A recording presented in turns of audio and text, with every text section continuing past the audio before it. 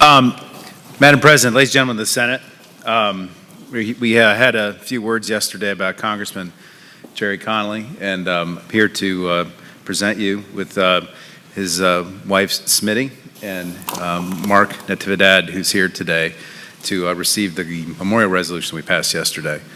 As you all heard yesterday from many of us, we probably had 6, 7 different senators who had words to say about Gerry and what he meant to all of us. He was really a giant of Northern Virginia politics. Some of the things that weren't talked about yesterday I want to just mention. A lot of people don't realize it, but Congressman Connolly actually studied to become a priest. And he spent his early education in Jesuit study in Catholic school. When it came time to go to college, he decided that he didn't want to be a priest. Instead, he wanted to serve our community in other ways. And he sure did serve. After graduating college, he ended up becoming a staffer on the Foreign Relations Committee, which was mentioned. What was not mentioned, though, was that he had to work for this chairman named Joe Biden, which inspired him. He built a friendship over his entire life with. Gerry went back, as the senator from senior senator from Fairfax County said yesterday, back to Northern Virginia, got very active in the community, joined the Board of Supervisors, Providence District Supervisor before he was elected chairman of the board. I first came into contact with him when I was the chairman of the Mount Vernon Democratic Committee in 2004. And I'll never forget, Fairfax County was a very different place back then. And Gerry called me into his kitchen, literally. And we had a meeting in the kitchen to talk about what we're going to do for the Democratic Party. One of the things I'll tell you about Gerry is he was a team player. He was a consummate team player when it came to Democratic politics. And we talked about a plan for the county and what we were going to do to change it. And, boy, did we ever change it. And the Board of Supervisors back then was not what it is today. The House of Delegates, I think we had 5, 6, 7 Republican delegates. We had Republican senators. I think Ken Cuccinelli was in this chamber at the time, along with Jean Marie Devilites and others. But Gerry really cared about, he had a passion for politics and a passion for policy. He then went on to become a member of Congress in 2008. When that wave election happened, I remember working for him that year. I remember his close election the year after that. And after that, he never looked back. He was a devoted servant for our federal workers, advocate for our federal workers, federal workforce. He eventually became the ranking member of the Government Oversight Committee, chairman of it, I believe, for a little while. No, he never became chairman of it, but he was ranking member. But he was tireless in fighting for our federal workforce. I also, when I got elected to the state senate, I ended up representing a lot of common area with him in Prince William County, and did a lot of work with Gerry on coal ash, on keeping the marinas open down there when they had dredging problems. I worked with, he had this staffer I worked with a lot down there. Her name was Brianna Sewell. Y'all might remember her, but she was Gerry's district director. It just goes to show all the different people that Congressman Connolly's affected. You run into his staffers, his former staffers, all over the place, both down here and in Northern Virginia politics. But I'll tell you, the thing that really struck me about Gerry is when I first ran for office, one of my constituents told me that if you're going to be an elected official, it's really important that you have a vision. And Gerry Connolly was a guy, not only was he had that super Irish loyalty, not only did he have a passion for everything that he did, but he was a guy that had a vision. He had a vision for what he wanted Fairfax County to be. He had a vision for what he wanted Northern Virginia to be. He had a vision, actually he had a vision for Virginia. He didn't talk about that a lot, but he also had a vision for what he wanted our country to be, which you really heard him articulate a lot in the last 10 or 15 years. And he never stopped seeing that vision through. And we all miss him in Northern Virginia every single day. I think of the things that I used to work with him on, the things that we work on this year, this whole metro funding thing we're dealing with right now. I'd probably be on the phone calling him to talk to him about it, to try to figure out what to do about it. The Silver Line was his vision. We wouldn't have a Silver Line without Gerry Connolly. And as I said yesterday, if Gerry was here today, what he would remind all of you all is that it's 5 days, the most holy day of the year. And as I said, I hope if anybody's out on St. Patrick's Day, you raise a pint to Gerry Connolly, because we miss him every day. And Madam President, I would ask if you could read the resolution. Or Madam Clerk, I'm sorry.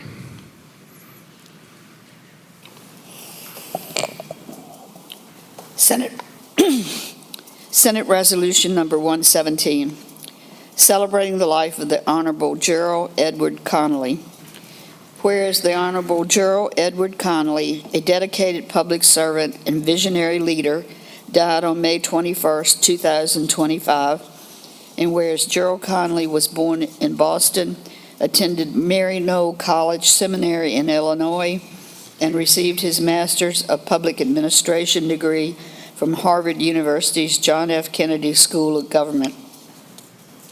And whereas Gerald Connolly moved to Washington, D.C. in 1972 with the American Freedom from Hunger Foundation, where he rose from education director to executive director while also serving as executive director of the U.S. Committee for Refugees and Immigrants. And whereas Gerald Connolly served the residents of Fairfax County with extraordinary vision and compassion on the Fairfax County Board of Supervisors, including 13 years as the Providence District Supervisor and 5 years as chair. Whereas during his tenure on the Fairfax County Board of Supervisors, Gerald Connolly fiercely advocated for those he represented, from the most vulnerable to the federal workers and contractors, as well as for national and international business interests as vice chair of the Economic Advisory Committee. And whereas the naming of a cross-country trail in Fairfax County in Gerald Connolly's honor was a gesture of appreciation for both his advocacy for parks and recreation and the countless improvements across Fairfax County that bear his imprint. And whereas Gerald Connolly's legacy encompasses long-sought expansion of Metro Rail to Washington Dulles International Airport, the transformation of Tyson's into an urban center, and an innovative commitment to affordable housing, as well as to other essential services that will benefit future generations of Fairfax County residents. And whereas Gerald Connolly worked tirelessly on behalf of those he represented, making a positive impact not just on Fairfax County, but also on the region by serving as the chair of the Northern Virginia Transportation Commission, the Northern Virginia Regional Commission, and the Board of Metropolitan Washington Council of Governments. And whereas Gerald Connolly knew the power of county governments working together to improve the lives of Virginians and recognized the common challenges facing the localities, large and small, and the power of speaking in one voice. And whereas Gerald Connolly invested many hours in nurturing relationships with elected officials from the counties across the Commonwealth through his service on the board of the Virginia Association of Counties, including as president, and by serving as the chair of the Fairfax County Board of Supervisors Legislative Committee. And whereas after his election to represent the Commonwealth's 11th Congressional District in the United States House of Representatives in 2008, Gerald Connolly worked diligently on behalf of his constituents for more than 15 years in the United States Congress.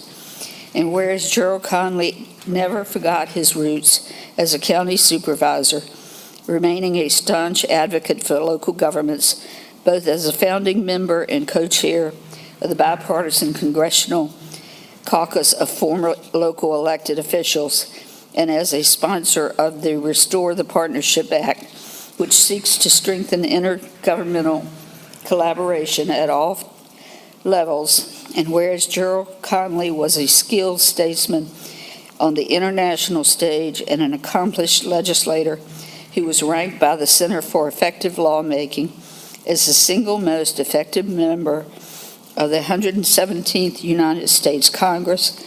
He sought to make pragmatic changes to affect his constituents' everyday lives, including through his focus on cybersecurity, technology, and government oversight. And whereas to know Gerald Connolly was to be invigorated by his sharp intellect, vast erudition of fierce advocacy, charmed by his trademark Irish humor and conviviality, awed by his courage and grace in the face of illness and adversity, and enriched by his ethos to live life, to give back to others, and to bloom where you are planted.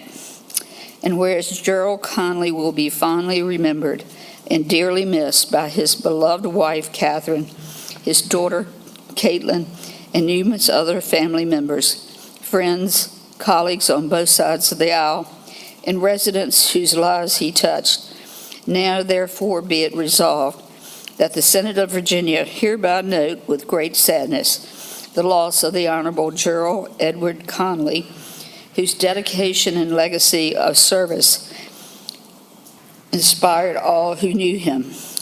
And be it resolved further that the Clerk of the Senate prepare a copy of this resolution for presentation to the family of the Honorable Gerald Edward Connolly as an expression of the Senate of Virginia's respect for his memory and gratitude for his preeminent legacy of public service. I invite the family of our beloved Congressman to join me on our dais, along with our two sponsoring senators. Please come to the dais.